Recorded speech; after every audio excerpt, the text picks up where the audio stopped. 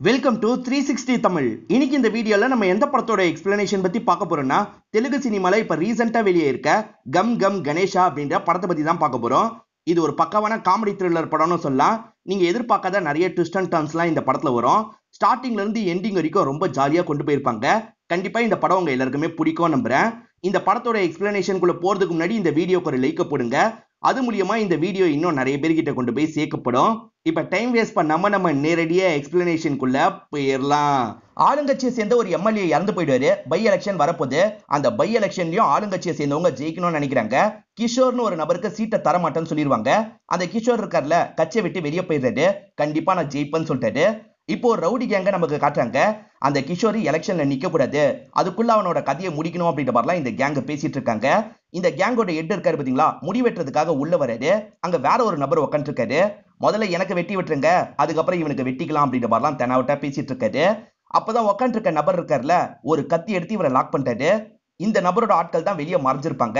வெளியே இருக்க இந்த ரவுடியோட ஆட்கள் எல்லாம் போட்டு பயங்கரமா அடிச்சிட்டு இருக்காங்க. இவங்க கிஷோர்னு ஒரு நபரை காலி பண்ணணும்னு நினைச்சாங்க பாத்தீங்களா, அவர் தான் இந்த இடத்துல இவங்களை காலி பண்றதுக்காக வந்திருக்காரு. என் கதையை நீங்க முடிக்க போறீங்களாடா, உங்க எல்லார் கதையும் நான் முடிக்கிறேன் அப்படின்ற மாதிரி சொல்லிட்டாரு. இந்த இடத்துல இந்த பாஸோட கதையை முடிச்சிடுறாரு. இந்த எலெக்ஷன்ல எப்படியாவது ஜெயிக்கணும் அப்படின்ற மாதிரி யோசிக்கிறாரு. இப்ப நம்ம ஹீரோவை காட்டுறாங்க. இவரோட பேரு கணேஷ் அப்படின்றது. ஹீரோவும் இப்ப பயங்கரமா ஒர்க் அவுட் எல்லாம் பண்ணிட்டு இருக்காரு. இவரும் இவரோட ஃப்ரெண்டும் சேர்ந்த மாதிரி ஒரு பெரிய வேலைக்கு கிளம்புறதுக்காக தயாராகிறாங்க. இப்ப ரெண்டு பேருமே சேர்ந்த மாதிரி ஒரு சின்ன பெட்டி கடைக்கு தான் வந்திருக்காங்க. இங்க திருடுறதுக்காக தான் வந்திருக்காங்க. இதுக்கு தான் இவ்வளவு பில்டப் கொடுத்திருப்பாங்க. இப்ப வேக வேகமா இங்க இருக்க பொருள்லாம் எடுத்து வச்சிட்டு இருக்காங்க. அப்பன்னு பார்த்து ஒரு போலீஸ் ஜீப் இந்த இடத்துக்கு வந்துருது. இந்த நேரத்துல கடையை திறந்து வச்சுட்டு என்னடா பண்ணிட்டு இருக்கீங்கன்ற மாதிரி இன்ஸ்பெக்டர் கேட்கிறாரு. என்ன சொல்லி சமாளிக்கிறதுன்னு ஹீரோக்கு புரிய மாட்டேங்குது. ஹீரோவும் கொஞ்ச நேரம் யோசிக்கிறாரு. ஊர்ல என்னோட அம்மா இறந்து போயிட்டாங்க சார், அதனால தான் கடையெல்லாம் பேக் பண்ணிட்டு கிளம்பலான்னு பாக்குறேன் அப்படின்ற மாதிரி சொல்லிட்டாரு. இதனால போலீஸ் எமோஷனல் ஆயிடுறாரு. இந்த காசை வச்சுக்கோன்னு சொல்லிட்டாரு. அங்க இருந்து சோகமா நடக்க ஆரம்பிக்கிறாரு. அப்படி நடந்தவர் சட்டனா திரும்புறாரு. ஐயோ மாட்டிக்கிட்டோம் போல அப்படின்ற மாதிரி இவங்க யோசிச்சுட்டு இருக்காங்க. அப்படி திரும்பினவர் இருக்காருல்ல, நீங்க ரெண்டு பேர் மட்டும் எப்படா எடுத்து வைப்பீங்க, நானும் ஹெல்ப் பண்றேன் அப்படின்ற மாதிரி அவரும் ஹெல்ப் பண்றாரு. இவங்களுக்கு வண்டி பிடிச்சு தந்து இங்க இருந்து அனுப்பி வைக்கிறாரு. நல்ல வேலையா தப்பிச்சிட்டோம் அப்படின்ற மாதிரி இவங்களும் சந்தோஷமா கிளம்புறாங்க. கிஷோர் காசு கொடுத்து ஜெயிக்கிற மாதிரி தான் பிளான் இருக்கும். இவர் ஒரு நபர்கிட்ட நிறைய காசு எல்லாம் கொடுத்து வச்சிருப்பாரு. ஆனா அவரோட வீட்டுல ரைடு நடந்திருக்கு. ஆட்கள் எல்லா காசையும் கொண்டு போயிருக்காங்க. இத பத்தி எல்லாம் ஆள் சொல்லிதான் இவருக்கு தெரிய வருது. இதுக்கெல்லாம் காரணம் அந்த சிஎம் தான், வேணும்ட்டே பண்ணிட்டு இருக்காரு. அதை மீறியும் ஜெயிப்பன்ற மாதிரி சொல்லிட்டாரு. அவனுக்கு காசு போற எல்லா ரூட்டையும் நான் பிளாக் பண்ணிடுறேன், நீ தான் எலெக்ஷன்ல ஜெயிக்கணும் அப்படின்ற மாதிரி சொல்லிட்டாரு. கவலைப்படாதீங்க தலைவரே, நான் ஜெயிச்சிடுறேன் அப்படின்ற மாதிரி இந்த நபரும் சொல்றாரு. அப்படியே கட் பண்ணி நமக்கு ஒரு பாயை காட்டுறாங்க. இந்த பாய் கிட்ட தான் ஹீரோவும் ஃப்ரெண்டும் வேலை பாக்குறாங்க. இவங்களுக்கு திருடுறதுக்கு ஐடியா கொடுக்கறதுலாம் இந்த பாயோட வேலை. அதுக்கு கமிஷன் மாதிரி காசு வாங்கிப்பாரு. ஹீரோ ஸ்ருதின்னு ஒரு பொண்ணை லவ் பண்றாரு. அவங்கள பாக்குறதுக்காக அவங்க வேலை பார்க்குற இடத்துக்கு வந்துடுறாரு. அந்த பொருளை காட்டுங்க, இந்த பொருளை காட்டுங்க அப்படின்ற மாதிரி அவங்க கிட்ட ஃப்ளர்ட் பண்ற மாதிரிலாம் பேசிட்டு இருக்காரு. வேணும்ட்டே அவங்களை தள்ளி இருக்க ஒரு ரூமுக்கு கூட்டு வந்துடுறாரு. அங்க வச்சு அவங்களை கிஸ் பண்றதுக்கெல்லாம் ட்ரை பண்றாரு. அப்பன்னு பார்த்து இந்த கடையோட ஓனர் இந்த இடத்துக்கு வந்துடுறாரு. தப்பிக்கணும்ன்றதுக்காக ஸ்ருதி இருக்காங்கல்ல, இவன் என்கிட்ட தப்பானதுக்கு ட்ரை பண்றான் அப்படின்ற மாதிரிலாம் டிராமா பண்றாங்க. போலீஸ்க்கு கால் பண்ணுமா, முதல்ல கிளம்பு அப்படின்ற மாதிரி பாஸை இவர் இங்க இருந்து அனுப்பி விடுறாரு. ஹீரோவும் என்ன இப்படி பண்ணிட்டா அப்படின்ற மாதிரி சோகமா இருக்காரு. இப்ப வேலையை முடிச்சுட்டு வந்தவங்க இருக்காங்கல்ல, அப்ப என்ன பண்றதுன்னு தெரியல, அதனாலதான் இந்த மாதிரி சொல்லி சமாளிச்சேன், சாரின்ற மாதிரிலாம் சொல்லிட்டு இருக்காங்க. உனக்காக உன் பேரை டேட்டூலாம் குத்திருக்கேன், என்ன போய் இப்படிதான் பண்ணுவியா அப்படின்ற மாதிரிலாம் இவர் கேட்டுட்டு இருக்காரு. அதான் சாரி சொல்றேன்ல, மன்னிச்சிரு அப்படின்ற மாதிரி சொல்றாங்க. அப்பயும் இவர் கோவப்பட்டுக்கிட்டே இருக்காரு. சடனா ஹீரோவை கிஸ் பண்ணி சமாதானப்படுத்துறாங்க. இவங்க ரெண்டு பேருமே பழகிட்டு இருக்கிறத ஒரு சாங் மாதிரி நமக்கு காட்டுறாங்க. கிஷோரும் காசு இல்லாம என்ன பண்றது அப்படின்ற மாதிரிலாம் யோசிச்சுட்டு இருக்காரு. இவர் ஏற்கனவே ஒரு சேட்டுக்கு ஹெல்ப் பண்ணிருப்பாரு. அந்த சேட்டு கிட்ட கேட்கலாம் அப்படின்ற மாதிரி கால் பண்ணி பேசி பாக்குறாரு.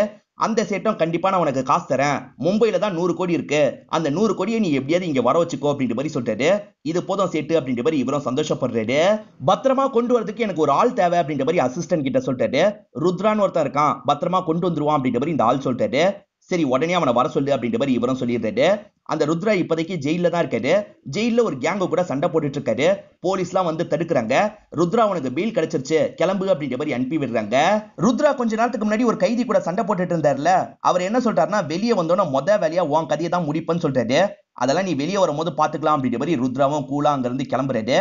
இப்ப இந்த கிஷோர் இருக்காருல்ல, காசு அங்க இருந்து கொண்டு வரணும், என்ன ஐடியா பண்ணுவியோ எனக்கு தெரியாது, பத்திரமா கொண்டு வா அப்படின்ற மாதிரி சொல்லிட்டாரு. நான் 2 நாள்ல ஐடியாவை யோசிச்சு சொல்றேன் அப்படின்ற மாதிரி இவரும் சொல்றாரு. 2 நாள் கழிச்சு வந்த ருத்ரா இருக்கான் பாத்தீங்களா, இன்னும் கொஞ்சம் நாள்ல விநாயகர் சதுர்த்தி வரப்போகுது, அதுக்கு ஒரு செலவு வாங்கலாம்னு சொல்லிட்டாரு. அதெல்லாம் இங்க இருக்க ஆட்கள் பார்த்துப்பாங்க, நீ விஷயத்த சொல்லுன்னு கேக்குறாரு. விஷயமே அதுதான், அந்த சிலையை மும்பைல இருந்து வர வைப்போம், காசை அதுக்குள்ளேயே வச்சு கொண்டு வந்துருவோம், அதுதான் சேஃப்னு சொல்லிட்டாரு. நல்ல ஐடியா அப்படின்ற மாதிரி கிஷோரை இவரை பாராட்டுறாரு. அதுக்கேற்ற மாதிரி வேலையை பாருங்கன்ற மாதிரி அந்த சேட்டு கிட்ட சொல்லிட்டாரு. அதெல்லாம் பக்காவா பண்ணிடலாம் அப்படின்ற மாதிரி அவரும் ஆளை வச்சு பண்ணிடுறாரு. ருத்ராவும் எனக்குன்னு கொஞ்சம் ஆளுங்களை சேர்த்துக்கிறேன் அப்படின்ற மாதிரி இங்க இருந்து கிளம்புறாரு. இப்ப ஹீரோவோட ஃப்ரெண்ட் இருக்காருல்ல, உன் ஆளுக்கு கல்யாணத்தை ஃபிக்ஸ் பண்ணிருக்காங்கன்னு சொல்லிட்டாரு. இதை கேட்கிற ஹீரோ செம்மையா ஷாக் ஆயிடுறாரு. அவ எவ்வளவு கஷ்டப்படுவாளோ அப்படின்ற மாதிரி யோசிச்சுக்கிட்டே அந்த இடத்துக்கு வராரு. பார்த்தா அவங்க சந்தோஷமா சிரிச்சிட்டு இருக்காங்க. அதை பாக்குற இவர் ஷாக் ஆயிடுறாரு. இப்ப அவங்க துணியெல்லாம் காயப்போட வரும்போது அந்த இடத்துல லாக் பண்ணி பேச ஆரம்பிக்கிறாரு. நீ கஷ்டப்படுவன்னு பார்த்தா சிரிச்சிட்டு இருக்க, உனக்கு அப்ப இந்த கல்யாணத்துல விருப்பம் தானா அப்படின்ற மாதிரிலாம் கேட்கிறாரு. நான் சந்தோஷமா தான் ஏத்துக்கிட்டேன்னு நினைக்கிறியா? அதெல்லாம் கிடையவே கிடையாது. என் வீட்டுக்கே வந்து அந்த ஓனர் பேசிட்டாரு. என் வீட்டுல இருக்கவங்க தான் முடிவு பண்ணிருக்காங்க. எனக்கு சத்தியமா இந்த கல்யாணத்துல விருப்பமே கிடையாது. இருந்தாலும் ஆனது ஆகி போயிடுச்சு. நம்ம இதுக்கப்புறம் மீட் பண்ண வேணாம் அப்படின்ற மாதிரி சொல்லிட்டாங்க. ரொம்ப நடிக்காதரி, பணம் அவன் அதிகமா வச்சிருக்கான், அதனால தானே கல்யாணம் பண்ணிக்க போறேன் அப்படின்ற மாதிரி ஹீரோ கோவமா கேட்கிறாரு. அப்படிதான் வச்சுக்கோயேன் அப்படின்ற மாதிரி இவங்களும் கோவமா பேசிட்டு கிளம்புறாங்க. இதை நினைச்சு ஹீரோ ரொம்ப ஃபீல் பண்ணிட்டு இருக்காரு. எப்படியாவது சீக்கிரமா நிறைய காசு சம்பாதிக்கணும்னு யோசிக்கிறாரு. இதுக்கப்புறம் சின்ன சின்ன வேலை எல்லாம் பண்ண முடியாது, பெருசுதான் பண்ணணும் அப்படின்ற மாதிரி ஃப்ரெண்டு கிட்ட சொல்றாரு. இவங்க ஒரு பாய் கிட்ட வேலை பாக்குறாங்க பாத்தீங்களா, அந்த பாய் கிட்ட அருண் அப்படின்ற நபர் ஒரு வேலையை பத்தி சொல்லிட்டு இருக்காரு. கேட்டு முடிச்ச பாயும் இந்த வேலையில நிறைய ரிஸ்க் இருக்கு, என்னோட ஆட்கள் எல்லாம் பண்ண மாட்டாங்க அப்படின்ற மாதிரி சொல்லிட்டு இருக்காரு. இவர் இந்த மாதிரி சொல்லிட்டு இருக்கும் போது கரெக்டா ஹீரோ வந்துடுறாரு. எவ்வளவு ரிஸ்கா இருந்தாலும் பரவாயில்ல பாய், நான் பண்றேன் அப்படின்ற மாதிரி சொல்லிட்டாரு. இல்லடா இது செட் ஆகாது, தனிப்பட்ட முறையில நீ பண்ணிக்கணும்னா பண்ணிக்கோ அப்படின்ற மாதிரி அந்த பாய் எந்திரிச்சு போயிடுறாரு. ஹீரோ இருக்காருல்ல, வேலையை பத்தி நீங்க சொல்லுங்க பிரதர் அப்படின்ற மாதிரி கேட்கிறாரு. அருணும் அந்த வேலையை பத்தி சொல்ல ஆரம்பிக்கிறாரு. என் அப்பா நகை கடை தான் வச்சிருக்காரு, கணக்குல வராம ஒரு டைமண்ட வச்சிருக்காரு, அதோட மதிப்பு 7 கோடி, அதை மட்டும் தூக்கிருங்க, உங்களுக்கு நான் 50 லட்சம் ரூபாய் தரேன்னு சொல்லிட்டாரு. 50 லட்சமா அப்படின்ற மாதிரி இவங்க ரெண்டு பேருமே யோசிக்கிறாங்க. பக்கவா நாங்க வேலையை முடிச்சிடறோம் அப்படின்ற மாதிரி சொல்றாங்க. சரி அந்த வேலைக்காக சீக்கிரமா ரெடி ஆகுங்க அப்படின்ற மாதிரி அருணும் சொல்றாரு. ஹீரோவும் ஃப்ரெண்டும் சேர்ந்த மாதிரி அந்த வேலையை எப்படி முடிக்கிறது அப்படின்ற மாதிரி கடையெல்லாம் நல்லா அப்சர்வ் பண்ணிட்டு இருக்காங்க. அதே மாதிரி ருத்ரா இருக்காரு பாத்தீங்களா, அவரோட முன்னாள் ஃப்ரெண்ட்ஸ் எல்லாரையும் திரட்டுறாரு. நம்ம போய் ஒரு சிலையை கொண்டு வரணும் அப்படின்ற மாதிரி அவங்களுக்கு புரிய வச்சிடுறாரு. இப்ப சிலையை கொண்டு வரதுக்காக இவங்க லாரியெல்லாம் ரெடி பண்ணிட்டு இருக்காங்க.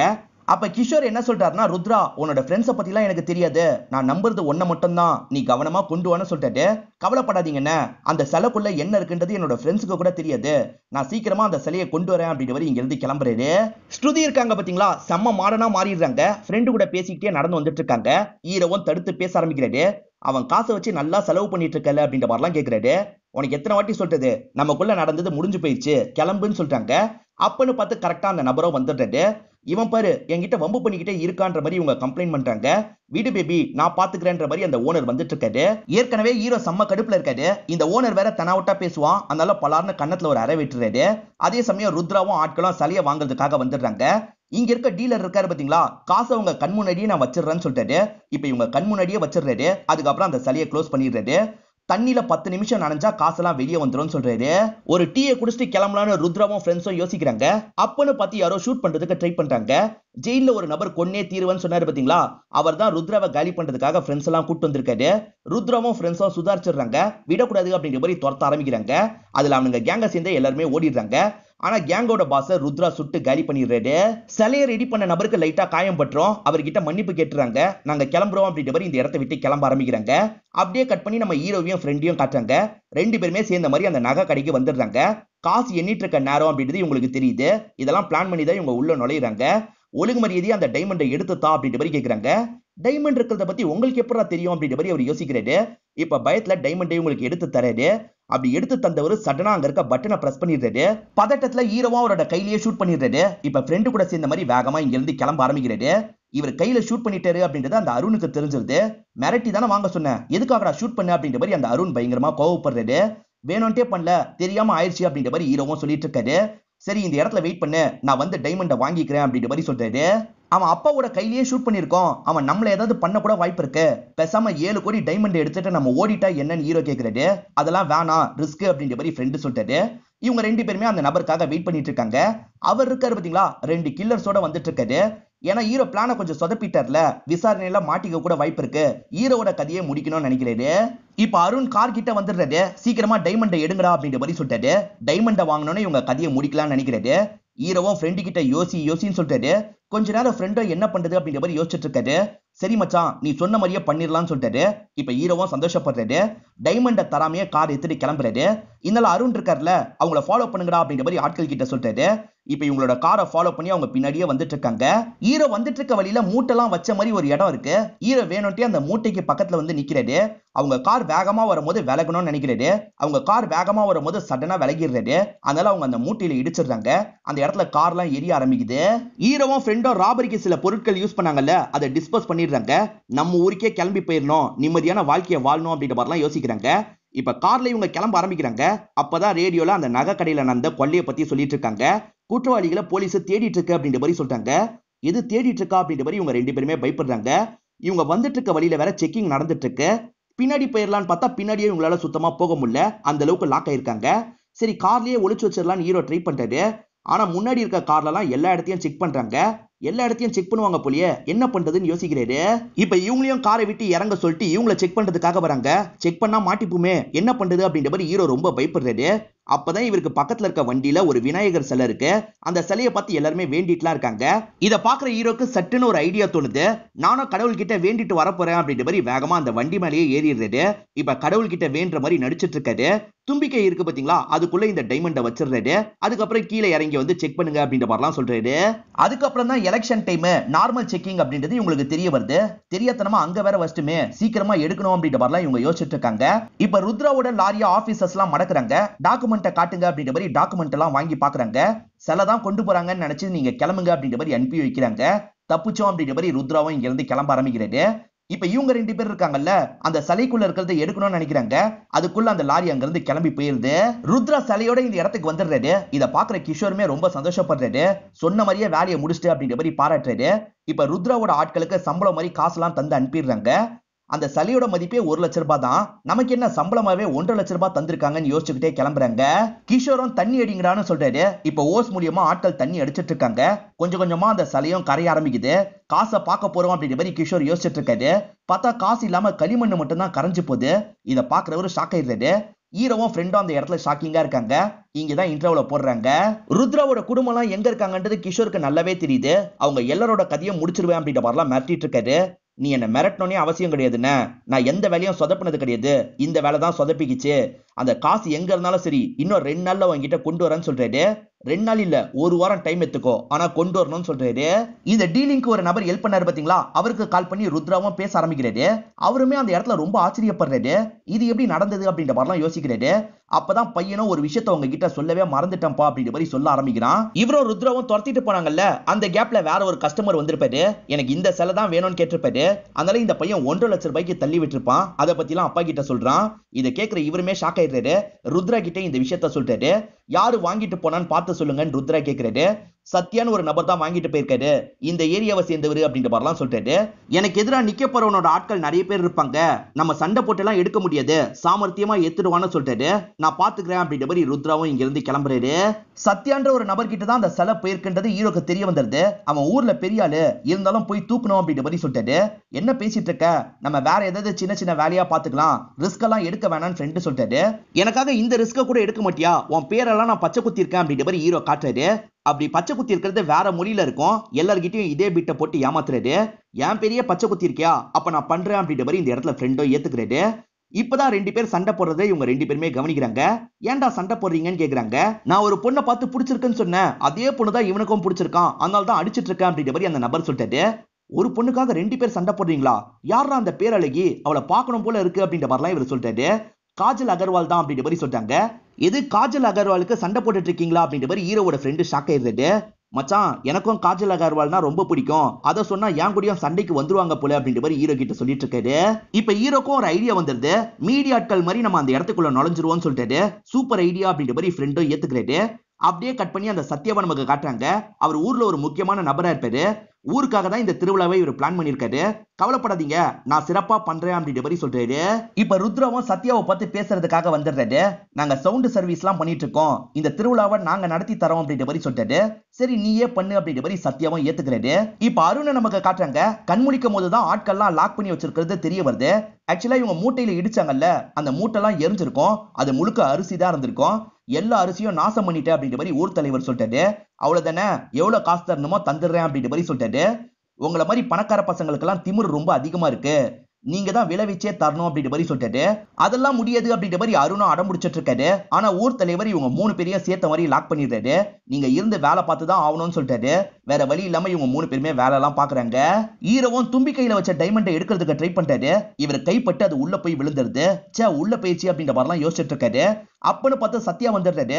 சிலைகிட்ட என்னடா பண்ணிட்டு இருக்கீங்கன்னு கேக்குறாரு. நாங்க 2 பேருமே மீடியாவை சேர்ந்தவங்க, இங்க பெரிய ஈவென்ட் நடக்க போதில்ல, அதை கவர் பண்றதுக்காக தான் வந்திருக்கோம் அப்படின்ற மாதிரி சொல்றாரு. சரி நமக்கும் பப்ளிசிட்டி தானேன்ற மாதிரி இவங்க சரின்னு ஏத்துக்கிறாங்க. இப்போ ஒரு அம்மாவும் பொண்ணை ஸ்ருதின்னு சொல்லி கூப்பிடுறாங்க. ஸ்ருதின்ற பேரை கேட்டோன்னே இவருக்கு இவருடைய எக்ஸ் ஞாபகம் தான் வருது. அவங்கள நினைச்சு பயங்கரமா ஃபீல் பண்ணிட்டு இருக்காரு. இப்ப அந்த ஸ்ருதின்ற சின்ன பொண்ணு கிட்ட பேசுறதுக்காக வந்துடுறாரு. ஏன் பொண்ணுங்களாம் இப்படி இருக்கீங்க, பசங்க நாங்க எப்படி சின்சியரா இருக்கோம், எங்களை எப்படி ஏமாத்த உங்களுக்கு மனசு வருது அப்படின்ற மாதிரிலாம் அழுதுட்டு இருக்காரு. இவர் பேசுறது புரியாம அந்த பொண்ணும் பயத்துல அழ ஆரம்பிக்கிறா. அக்கா இந்த அங்கிள் என்னென்னமோ பேசிட்டு இருக்காரு அப்படின்ற மாதிரி அக்கா கிட்ட போயிடுறா. அக்காவோட பேரு நீலவேணி அப்படின்றது. அவங்க தான் இந்த படத்தோட ஹீரோயினா இருப்பாங்க. இப்ப நீலவேணியை பார்த்தோன்னே ஹீரோக்கு ரொம்ப பிடிச்சிருது. பசங்க சின்சியரா இருக்கும்னு சொன்னார்ல, அதை கிண்டல் பண்றதுக்காக தான் இப்படி ஒரு சீனை வச்சிருக்காங்க. ஹீரோயினும் ஃப்ரெண்ட்ஸ் கூட சேர்ந்த மாதிரி நடந்து போயிட்டு இருக்காங்க. அங்க இருக்க ரவுடி பசங்க நாங்களும் கூட வரட்டுமா அப்படின்ற மாதிரிலாம் கெலாட்டா பண்ணிட்டு இருக்காங்க. கரெக்டா ஹீரோ வந்துடுறாரு. நீங்க போங்க நான் பாத்துக்கிறேன் அப்படின்ற மாதிரி உங்களை அனுப்பி விடுறாரு. என்னப்பா நீ ஹீரோவான்ற மாதிரி எல்லாருமே கேக்குறாங்க. ஹீரோ தான்டா, உங்களை அடிக்க போற ஹீரோன்ற மாதிரி அடிக்கிறதுக்கு தயாராகிறாரு. அவங்க பதிலுக்கு இவரை போட்டு பயங்கரமா அடிச்சிருவாங்க. காயப்பட்ட மாதிரி ஹீரோவும் இந்த இடத்துக்கு வராரு. என்னாச்சு அப்படின்ற மாதிரிலாம் ஃப்ரெண்டு கேட்டுட்டு இருக்காரு. அப்பதான் அவங்க எல்லாருக்குமே பிரசாதம்லாம் தராங்க. இவரும் வாங்குறதுக்காக வேகமா போறாரு. சாரி முடிஞ்சு போயிடுச்சு அப்படின்ற மாதிரி இவங்களை அனுப்பி விடுறாங்க. நமக்கு அவளை பிடிச்சிருக்கு, அவளுக்கு நம்மள பிடிக்குமா அப்படின்ற மாதிரிலாம் இவர் ஒரு இடத்துல யோசனை பண்ணிட்டு இருக்காரு. அப்ப அவங்களுமே பிரசாதத்தை தரதுக்காக வராங்க. சாமி கிட்ட ஒரே ஒரு பிரசாதம் மட்டும் இருந்தது, அதனால தான் தரதுக்காக வந்தேன் அப்படின்ற மாதிரி தந்துட்டு போறாங்க. இதை தரானா கண்டிப்பா இவளுக்கு என்ன பிடிச்சிருக்குன்ற மாதிரி இவரும் யோசிக்கிறாரு. சிலை இங்க இருக்கிறதுனால எப்பவுமே ஆட்கள் இருந்துகிட்டே இருக்காங்க. நைட்டு நேரம் எல்லாருமே படுத்து தூங்குவாங்க. அந்த கேப்ல தூக்கிடணும் அப்படின்ற மாதிரி ஹீரோவும் ஃப்ரெண்டும் சேர்ந்து டிஸ்கஸ் பண்றாங்க. அதே மாதிரி ருத்ரா இருக்காரு பாத்தீங்களா, நைட்டு நேரம் எல்லாருமே முடிச்சிருங்க தூக்கிடலாம் அப்படின்ற மாதிரி சொல்லிட்டாரு. இப்ப எல்லாருமே படுத்து தூங்கிட்டு இருக்காங்க. அப்பதான் ருத்ராவோட ஆள் விரலை யாரோ வெட்டிடுறாங்க. அவர் வலியால பயங்கரமா துடிக்கிறாரு. ஆர்கன் டேவிட்னு ஒரு நபர் தான் வெட்டியிருப்பாரு. அண்ணன் விரலை வெட்டிட்டான் அப்படின்ற மாதிரி அவரும் கத்த ஆரம்பிக்கிறாரு. இப்ப எல்லாருமே இந்த இடத்துக்கு வந்து எதுக்காகடா வெட்டின அப்படின்ற மாதிரிலாம் கேட்டுட்டு இருக்காங்க. விரல் கிடைச்சிருச்சு சீக்கிரமா அனுப்பி வைக்கிறேன்ற மாதிரி பொம்மை போன்ல எல்லாம் அந்த நபர் பேசிட்டு இருக்காரு. அப்ப அந்த இடத்துக்கு வந்த சத்யா இருக்காருல்ல, அவன் யாருன்றத சொல்ல ஆரம்பிக்கிறாரு. அவரை பொறுத்த வரைக்கும் டாக்டரா வேலை செஞ்சு ஒரு தப்பு பண்ணிருப்பாரு. அதனால டாக்டர் துறையை வெட்டி அவர் அனுப்பி விட்டுருப்பாங்க. இதனால இல்லீகல் வேலை பார்க்கலான்ற மாதிரி ஆர்கனை கைமாத்துற வேலையெல்லாம் பார்க்க ஆரம்பிச்சிருப்பாரு. நிறைய காசு பார்த்திருப்பாரு. இந்த மாதிரி இவர் வந்துட்டு இருக்கும் போது ஆக்சிடென்ட்ல இவருக்கு மண்டை குழம்பிரும். அதுல இருந்து தான் இப்படி நடந்துட்டு இருக்கான். இதெல்லாம் யாரும் பெருசா எடுத்துக்காதீங்க, கிளம்புங்கன்னு சத்யா சொல்றாரு. விரல் போச்சு அப்படின்ற மாதிரி அந்த நபர் புலம்புறாரு. ஹீரோவும் டைமண்ட் எடுக்கிறதுக்கு ஒரு ஐடியா கண்டுபிடிச்சிட்டேன். நைட்டு முழுக்க கஷ்டப்பட்டு ஒரு வேக்கம் கிளீனர் ரெடி பண்ணிருக்கேன். இது மூலியமா நான் எடுக்கிறேன். நீ எப்படியாவது ஐயர் கிட்ட பேசி தசை திருப்புன்னு சொல்லிட்டாரு. சரின்ற மாதிரி ஃப்ரெண்டை ஏத்துக்கிறாரு. சூப்பர் மச்சான் நீயே கிரியேட் பண்ணிருக்கிய அப்படின்ற மாதிரி பயங்கரமா பாராட்டுறாரு. அப்பதான் பக்கத்துல இருக்க பசங்களை நமக்கு காட்டுறாங்க. ரெடி பண்ண ப்ராஜெக்ட ஒழுங்கா வச்சுக்க முடியாதா, ஏன்டா தொலைச்ச அப்படின்ற மாதிரிலாம் டீச்சர் திட்டிட்டு இருக்காங்க. ஹீரோ தான் அந்த பையன் கிட்ட இருந்து தூக்கி இருக்காரு அப்படின்றது ஃப்ரெண்டுக்கு தெளிவா புரியுது. இப்ப ஐயர் கிட்ட பேசுறதுக்காக இவங்க ரெண்டு பேருமே வந்துடுறாங்க. ஃப்ரெண்ட் இருக்காரு பாத்தீங்களா, ஐயர் கிட்ட பேசி தசை திருப்புறாரு. இதுதான் நமக்கான கேப், உள்ள இருக்க டைமண்டை எடுக்கணும் அப்படின்ற மாதிரி இவர் எடுக்கிறதுக்கு ட்ரை பண்ணிட்டு இருக்காரு. அப்பன்னு பார்த்து ருத்ராவும் ஆட்களும் வந்துடுறாங்க. சிலைக்கிட்ட என்னடா பண்ணிட்டு இருக்க அப்படின்ற மாதிரிலாம் கேக்குறாங்க. நானா கிளீன் பண்ணிட்டு இருக்கேன் அப்படின்ற மாதிரி இவரும் சமாளிக்கிறாரு. யாரும் இந்த இடத்துக்குலாம் வரக்கூடாது, எல்லாரும் போங்க அப்படின்ற மாதிரி ஐயர் ரெண்டு குரூப்பையும் அனுப்பி வச்சிடுறாரு. கிஷோர் என்ன சொல்றாருன்னா, எல்லாருக்கும் காசு தரணும், சீக்கிரமா ரெடி பண்ணுன்னு சொல்லிட்டாரு. இன்னைக்கு கரண்ட்டை கட் பண்ணி தூக்குற மாதிரி பிளான் இருக்குன்னு நான் ரெடி பண்ணிடுறேன் அப்படின்ற மாதிரி ருத்ரா சொல்லிட்டாரு. இப்ப சத்யா இருக்காரு பாத்தீங்களா, ஃப்ரெண்ட்ஸ் கூட இங்க இருந்து கொஞ்சம் தள்ளி போயிடுறாரு. இதான் கேப்ன்ற மாதிரி இவங்க கரண்ட்டை கட் பண்ணிடுறாங்க. அதை போய் எடுக்கணும்ன்ற மாதிரி ட்ரை பண்ணிட்டு இருக்காங்க. கரண்ட் இல்லல்ல, நம்மளும் எடுக்க ட்ரை பண்ணலாம் அப்படின்ற மாதிரி ஹீரோவும் ஃப்ரெண்டும் ட்ரை பண்றாங்க. அங்க கரண்ட் இல்லாம இருக்கிறது சத்யாக்கு தெரிஞ்சிருது. அங்க கரண்ட் இல்லாம இருக்க பாரு, சீக்கிரமா சரி பண்ணு அப்படின்ற மாதிரி ஃப்ரெண்டுக்கு கால் பண்ணி சொல்லிட்டாரு. அந்த ஃப்ரெண்டு சரி பண்ணிடுறாரு போல. சட்டுன்னு கரண்ட் வந்ததுனால இவங்க எல்லாருமே பயந்துடுறாங்க. ஆளாளுக்கு ஒவ்வொரு இடத்துல போய் ஒளியெல்லாம் ஆரம்பிக்கிறாங்க. அப்பதான் இந்த இடத்துக்கு ஒரு குடிகாரர் வந்துடுறாரு. நீங்க இங்கதான் ஒளிஞ்சிருக்கீங்கன்னு எனக்கு தெரியும், ஒழுங்கா வெளியே வாங்கடா அப்படின்ற மாதிரி சொல்லிட்டாரு. யாரையா பார்த்த, திருடுங்க வந்துட்டாங்களா அப்படின்ற மாதிரி அங்க இருக்க ஆட்கள் கேக்குறாங்க. அதனால அந்த இடத்துல ஒரு கேங்கே உருவாயிருது. திருட்டு பசங்களா ஒழுங்கா வெளியே வாங்கடா அப்படின்ற மாதிரி சத்யா கூப்பிடுறாரு. கண்டுபிடிச்சிட்டாங்க போல அப்படின்ற மாதிரி ரெண்டு கேங்க சேர்ந்தவங்களும் யோசிச்சுட்டு இருக்காங்க. நம்ம போலனா அவங்க வந்துருவாங்க, போலாம் அப்படின்ற மாதிரிலாம் யோசிச்சுட்டு இருக்காங்க. அப்பன்னு பார்த்து 2-3 நாய்ங்க வெளியே வருது. நீ இங்கதான் ஒளிஞ்சது எனக்கு தெரியும் அப்படின்ற மாதிரி அந்த நாய் எடுத்து கொஞ்சிறாரு. அப்ப நாய் ஒளிஞ்சதை பத்தி தான் பேசினியா அப்படின்ற மாதிரி சத்யாவும் அவரை போட்டு திட்டுறாரு. எல்லாருமே கலைஞ்சு போங்க அப்படின்ற மாதிரி அனுப்பி விடுறாரு. எதுக்கு அந்த சிலை எடுக்கிறதுக்கு இவ்வளவு கஷ்டப்பட்டு இருக்க, இந்த 1 லட்சம் ரூபாய் புது சிலை வாங்கிக்கோ அப்படின்ற மாதிரி ருத்ராவோட ஃப்ரெண்ட் ஒருத்தர் சொல்லிட்டாரு. கோவப்பட்ட ருத்ராவும் பலார்னு கண்ணத்திலேயே ஒரு அறை விடுறாரு.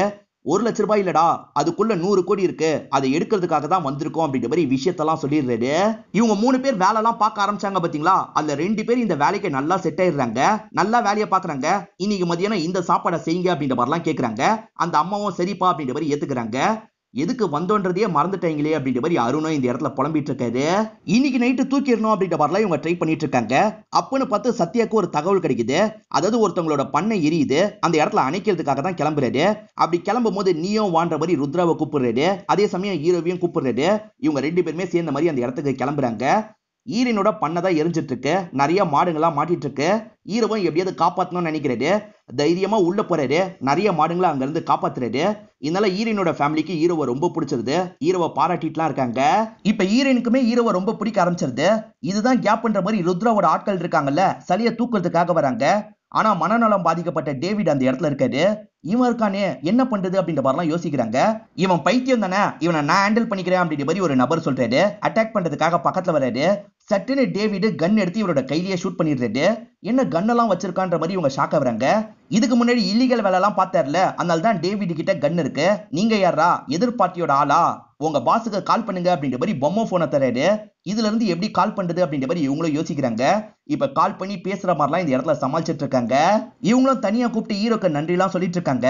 உங்களை பார்த்தோன்னே எனக்கு பிடிச்சிருச்சு, நான் உங்களை லவ் பண்றேன் அப்படின்ற மாதிரி ஹீரோ ப்ரப்போஸ் பண்றாரு. இவங்களும் பதிலுக்கு சிரிக்கிறாங்க, எனக்கும் உங்களை பிடிச்சிருக்கு அப்படின்ற மாதிரி சொல்றாங்க. ஈரனோட வீட்டுல இவரை சாப்பிடறதுக்காக வர சொல்லியிருப்பாங்க. இவருமே ஈரன் வீட்டுக்கு வந்துடுறாரு. ஜாலியா ஈரன் கூட டைம் எல்லாம் ஸ்பெண்ட் பண்ணிட்டு இருக்காரு. ருத்ரா சொன்ன டைம் எல்லாம் தாண்டிடுறாரு. இதனால கிஷோருக்கு பயங்கரமா கோவம் வருது. ஆட்கள் மூலியமா பாம் எல்லாம் செஞ்சு வச்சிருக்காரு.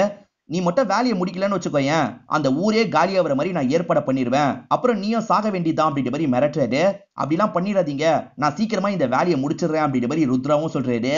டேவிடுக்கு தெரியாம ஹீரோவா அவனோட கண்ணை தூக்கி இருப்பாரு. நம்ம மிரட்டியாவது இந்த சலியை தூக்கிட்டு தான் போனோம் அப்படின்ற மாதிரி ஃப்ரெண்டு கிட்ட சொல்லிட்டாரு. அப்படியே கட் பண்ணி நமக்கு ருத்ராவை காட்டுறாங்க. ருத்ரா ஃப்ரெண்ட்ஸ் கிட்ட எல்லாம் கண்ணை தந்துடுறாரு. இன்னைக்கு நைட்டு மிரட்டியாவது சலியை நம்ம தூக்கிட்டு தான் போறோம்னு சொல்லிட்டு ஃப்ரெண்ட்ஸும் சரின்னு ஏத்துக்கிறாங்க. ஹீரோ வேலையை முடிச்சோன்னா இங்க இருந்து கிளம்பிடுவார்ல, அதை பத்தி சொல்றதுக்காக தான் ஈரனை வர வச்சிருக்காரு. நான் நாளைக்கு கிளம்பிடுவேன், ஆனா உன்னை கூட்டு போறதுக்காக சீக்கிரமா வருவேன், உன் பேரெல்லாம் கூட பச்சை குத்தி இருக்கேன்னு சொல்லிட்டு ஏன் பெரிய பச்சை குத்தி இருக்கீங்க அப்படின்ற மாதிரி இவங்க சந்தோஷப்படுறாங்க. எனக்கு வீட்டுல ஒரு மாப்பிளை பார்த்துட்டு இருக்காங்கன்னு சொல்றாங்க. எது மாப்பிளை பார்த்துட்டு இருக்காங்களா அப்படின்ற மாதிரி இவரும் ஷாக்கா வருது. ஆனா நீங்க கவலைப்படாதீங்க, வாழ்ந்தாலும் செத்தாலும் உங்க கூட தான் அப்படின்ற மாதிரி சொல்றாங்க. இவளாவது சொன்ன மாதிரி பண்ணுவாளா அப்படின்ற மாதிரி இவரும் யோசிச்சுட்டு இருக்காரு. சரி நீ கிளம்பு அப்படின்ற மாதிரி இவங்களை அனுப்பி விடுறாரு. இப்ப ஃப்ரெண்ட் இருக்கார்ல, முன்னாடி என் பேருன்னு சொன்ன, இப்ப அவ பேருன்னு சொல்ற, யார் பேரை தான்டா குத்தி வச்சிருக்க அப்படின்ற மாதிரி கோவமா கேக்குறாரு. அருணையும் அந்த ரெண்டு பேரையும் ஒரு நபர் கண்காணிச்சிட்டு இருப்பாரு. கண்காணிச்சிட்டு இருக்க நபரை பின்னாடி இருந்து அருண் அட்டாக் பண்ணிடுறாரு. இப்ப அங்க இருக்க கன்னெல்லாம் எடுத்துக்கிறாரு. அது மூலியமா அந்த ஊருக்கு போனோம் அப்படின்ற மாதிரி முடிவு பண்ணிட்டாரு. வழியில ஒரு கார் எடுத்துட்டு இவங்க 3 பேருமே கிளம்புறாங்க. ஊர் மக்களை மிரட்டியாவது சலையை கொண்டு போனோம் அப்படின்ற மாதிரி 2 கேங்க யோசிச்சாங்க பாத்தீங்களா. இப்ப 2 கேங்க சேர்ந்தவங்களும் அந்த சலைக்கு பக்கத்துல வந்துட்டு இருக்காங்க. இப்ப 2 பேருமே ஒரே சமயம் கன் எடுக்கிறதுக்காக கையை கொண்டு போறாங்க. அதுக்குள்ள இன்ஸ்பெக்டர் இந்த இடத்துக்கு வந்துடுறாரு. உங்ககிட்ட விசாரணை பண்ணோம், உடனே கிளம்பி இந்த இடத்துக்கு வாங்கன்ற மாதிரி சொல்லிட்டாரு. எல்லாருமே அவர் சொல்ற இடத்துக்கு வந்துடுறாங்க. இந்த ஊர்ல கூலிப்படை இறங்கி இருக்கிறதா எங்களுக்கு தகவல் வந்திருக்கு, புதுசா யாரெல்லாம் வந்திருக்கீங்க அப்படின்ற மாதிரி அவங்கள டவுட் படுற மாதிரி விசாரணை எல்லாம் பண்ணிட்டு இருக்காரு.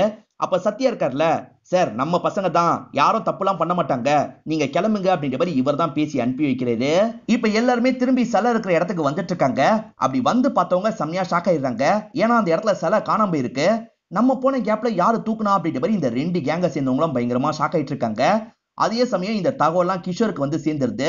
கிஷோரும் பயங்கரமா இந்த இடத்துல கோவம்லாம் படுறாரு. சில போயிடுச்சு என்ன பண்றதுன்னு ஹீரோவும் ஃப்ரெண்டோ புலம்பிட்டு இருக்காங்க. அப்பதான் போதையில அந்த பெரியவர் வந்துட்டு இருக்காரு.